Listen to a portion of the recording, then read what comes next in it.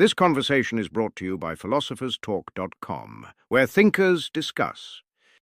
Created by AITalkerapp.com, create your own animated conversations. Link in the description. I am Edmund Burke, Member of Parliament for Bristol and latterly for Malton, author of Reflections on the Revolution in France, Philosophical Enquiry into the Origin of Our Ideas of the Sublime and Beautiful, and approximately 4 decades' worth of speeches warning that civilization is not a mechanism to be disassembled and reassembled by people who have read too many pamphlets. I watched France tear itself apart, following precisely the kind of abstract principles that my colleague here has spent his career championing, and I watched the guillotine follow the philosophy with the reliability of a logical conclusion. Britain's current miseries are the direct result of ignoring everything I said, which is, I confess, a situation I find both professionally gratifying and personally devastating. And I am Thomas Paine, author of Common Sense, Rights of Man, and Agrarian Justice. I worked as a corset maker and a tax collector before I picked up a pen, which perhaps explains why I write about the actual suffering of actual people rather than the romantic sentiments of a comfortable politician for institutions that have always served the comfortable. I was born in Thetford, Norfolk, which is to say I was born exactly nowhere in the estimation of the men who ran Britain, and I have spent my entire career explaining why that is the precise problem. Britain is declining because it never finished what the Enlightenment began, and because men like Burke spent every available moment making sure it did not. Let me describe the patient before we argue about the diagnosis, since I find that clarity of description is always useful when one intends to be thoroughly right about everything. House prices in England have reached approximately 9 times average annual earnings, and in London closer to 11 times. The National Health Service, that monument to post-war solidarity, is running waiting lists of 7 million people and cannot recruit enough staff to function adequately. Net migration reached nearly 900,000 in a single recent year, a figure that would have been considered fantastical by any previous generation of planners.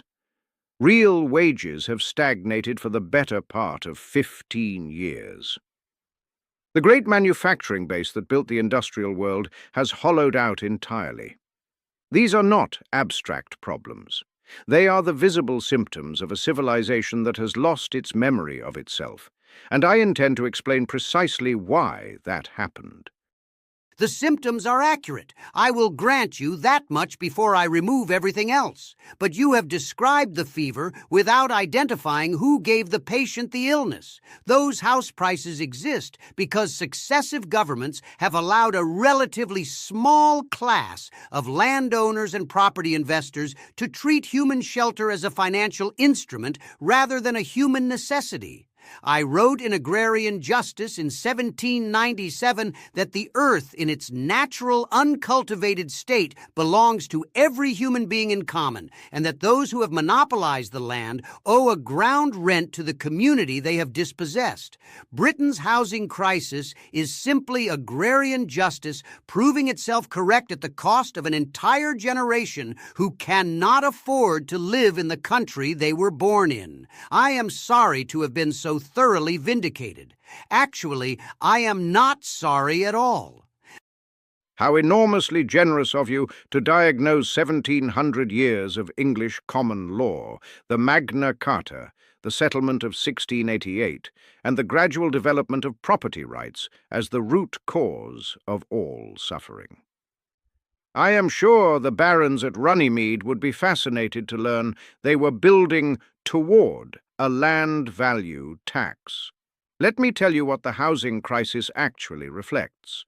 It reflects the collapse of planning continuity, the destruction of the local institutions and local authorities that once built coherent communities with some understanding of the people they were building for, and the replacement of that organic local knowledge with abstract national policy made by people who have never stood in a town they were responsible for and felt the weight of that responsibility.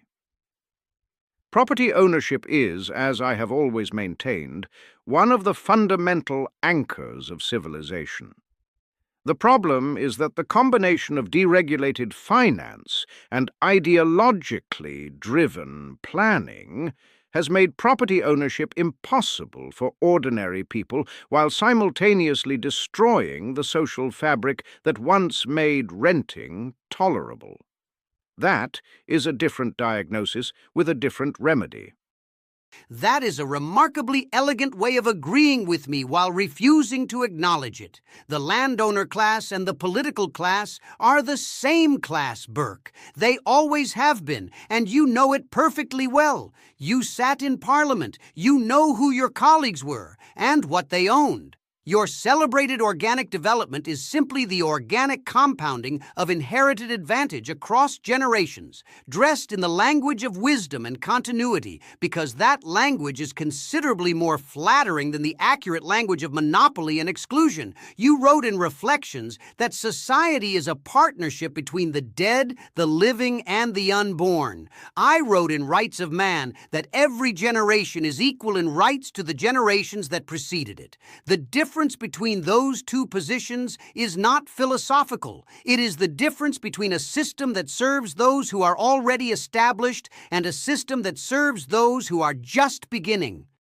Now, since we are both apparently committed to genuine engagement rather than simply shouting past each other for the entertainment of the audience, which temptation I feel with particular force at this moment, let me do Mr. Paine the considerable courtesy of presenting his position in its strongest possible form.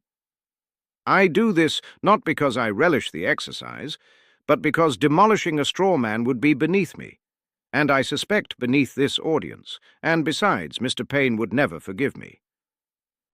I look forward enormously to watching you summarize my life's work and then explaining with immense rhetorical satisfaction why I was wrong about all of it.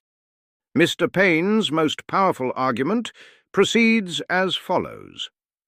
British decline is the predictable and indeed inevitable consequence of a system in which wealth, land, and political power have always been transmitted by inheritance rather than earned by merit or need.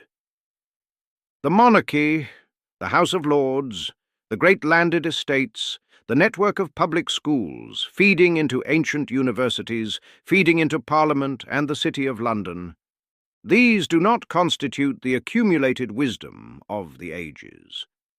They constitute a closed circuit that allocates opportunity by birth and transmits advantage across generations, regardless of merit or contribution.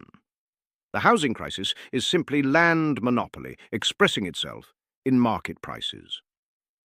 The stagnant wages are the result of capital having every structural and political advantage over labour.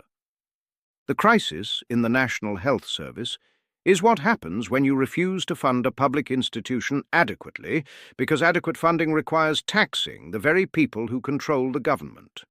Brexit was sold to working communities on the basis of nationalist sentiment, manufactured by newspaper proprietors who paid minimal tax in Britain and suffered none of the consequences of the policies they advocated. The whole edifice of British decline, in Mr. Paine's account, is the bill finally arriving for a system that was extractive from the beginning. It is a genuinely formidable argument. I want you to see that I have understood it before I explain why it is, in its essential structure, completely wrong. That was almost fair. You left out the part where every human being has natural rights that no government can legitimately override, and the part where the people have an absolute right to alter or abolish any form of government that fails to serve them.